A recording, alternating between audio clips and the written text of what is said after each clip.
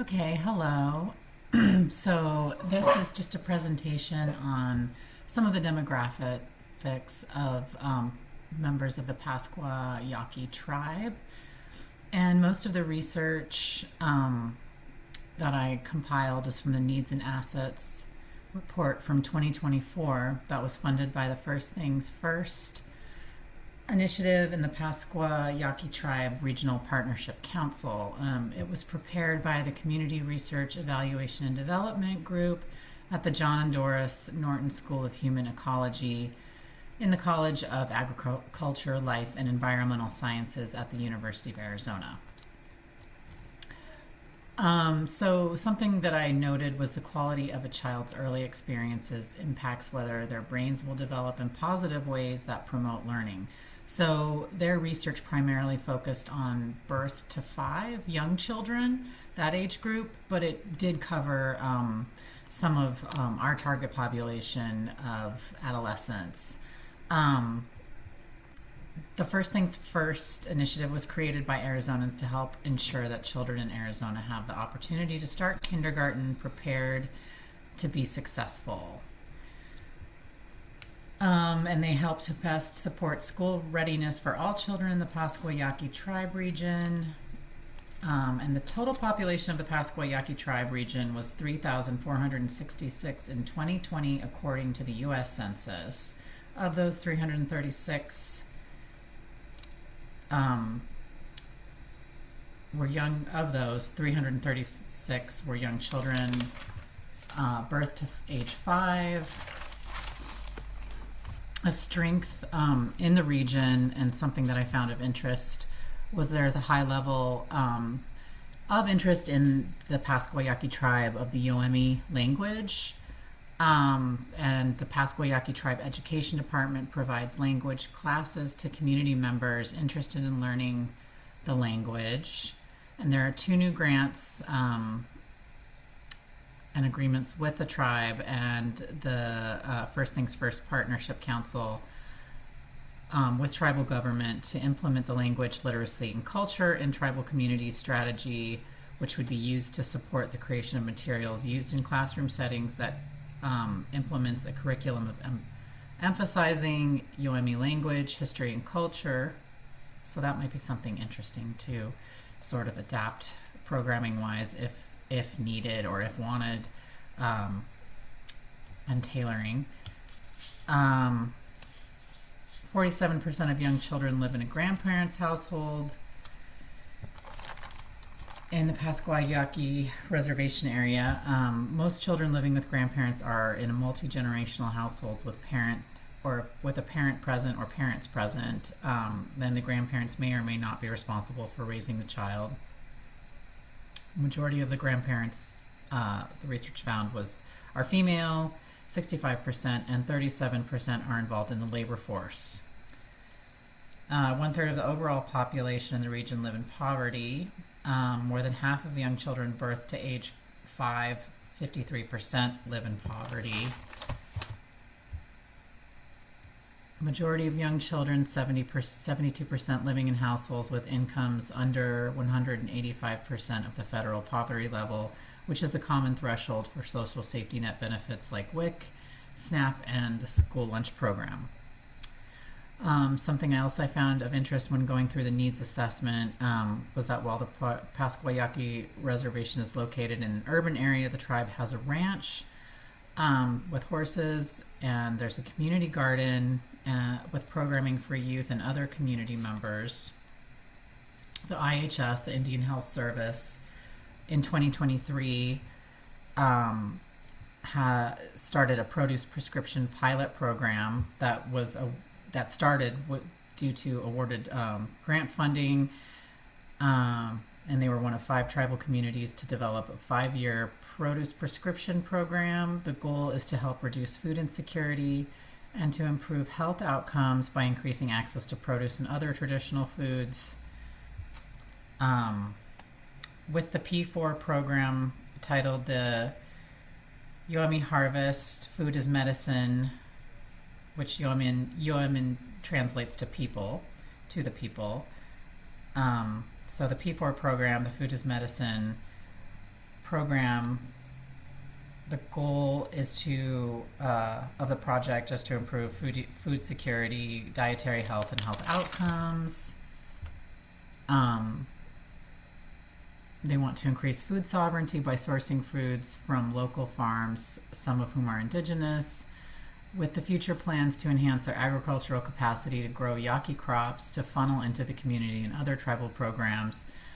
There's also the Yaqui Garden that brings together community members and the mission garden, staff and volunteers, and they grow traditional medicinal plants and crops there, which I think is super interesting.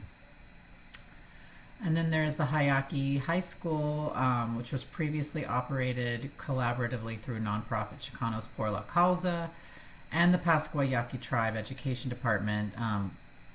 But the high school is now operated through a partnership with Ombudsman. So that's the only school that's located on tribal lands. So the support services are offered through the Yaqui Education Services program to tribal members, the YES program. All right, so let's start with the slides.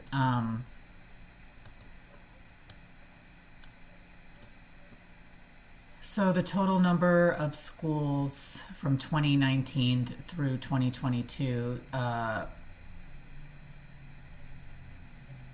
stayed relatively stable.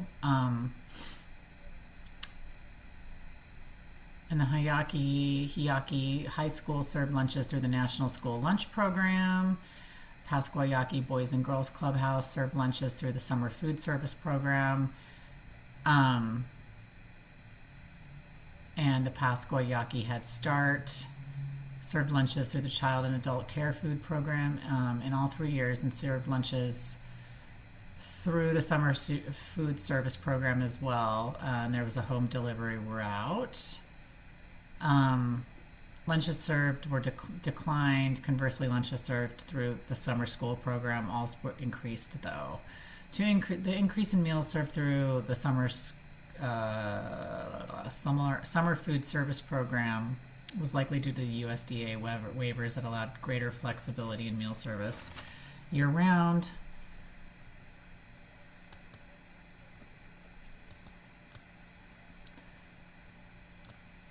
So this just sort of is the zip code area. The tribal area region is actually, it covers approximately 2.2 square miles, so it's relatively small, located in South Tucson. And we can see that the majority, 72% of young children, live in households with incomes under 185% of the federal poverty level, which we discussed earlier. Almost all of the population, 90% identified as American Indian, and 1/4, almost 24%, identified as Hispanic or Latino. 336 of the 3,466 tribal members from the census data are young children.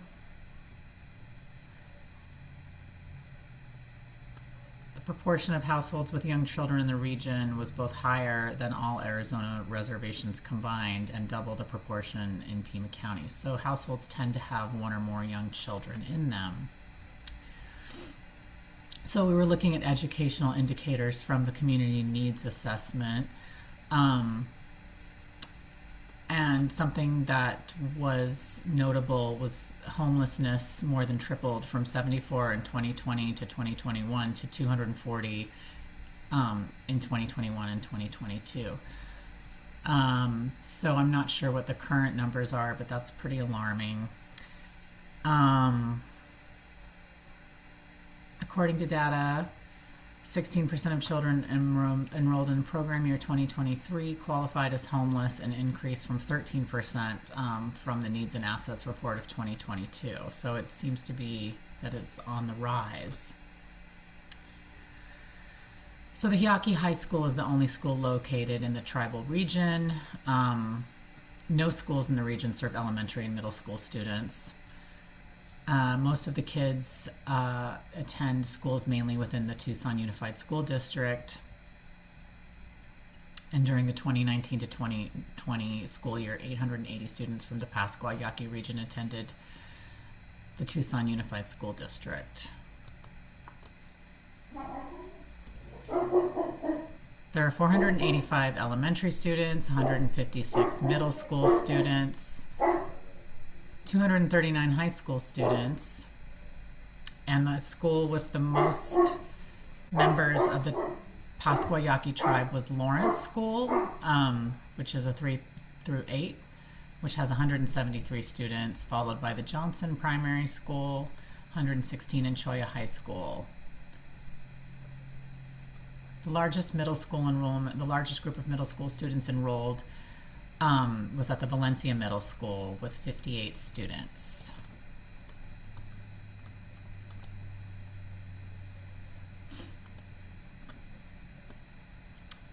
So the Yaqui Education Services, or the YES program,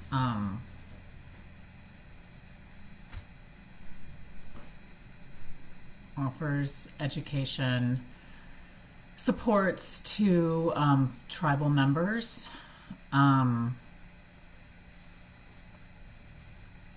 This is just going into more of some of the proficiency assessments.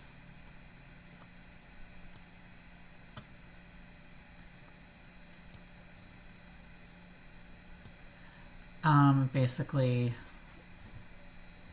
scores remain exceptionally low, unfortunately. Here I just have some numbers with the grades served and just more data.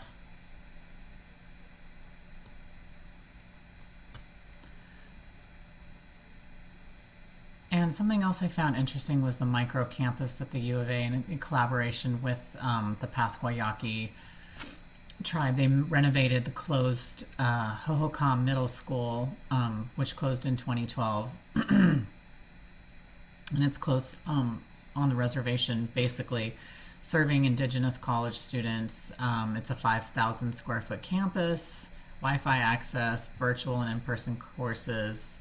Courses are free for tribal members, and I thought it might be something interesting maybe to include them in programming if needed or interested, because they offer some really interesting courses and certificate programs and things like that.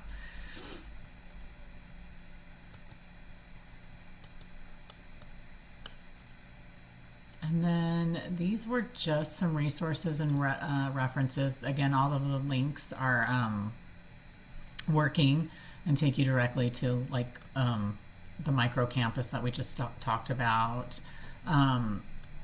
Yaqui Education Services leadership contact information. And then these are my references. Again, most of the material and information was from the data and needs assessment from First Things First that was done in 2024. So I hope that all makes sense, and thank you so much, and we'll see you guys soon.